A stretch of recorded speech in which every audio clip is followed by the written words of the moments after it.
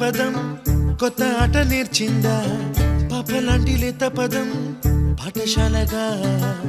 కూనలమ్మ జానపదం పల్లె దాటి వచ్చిందా చవళిల జానతనం పాట చూపగా కుంచెలో దాగే చిత్రాలు ఎదురొచ్చేలా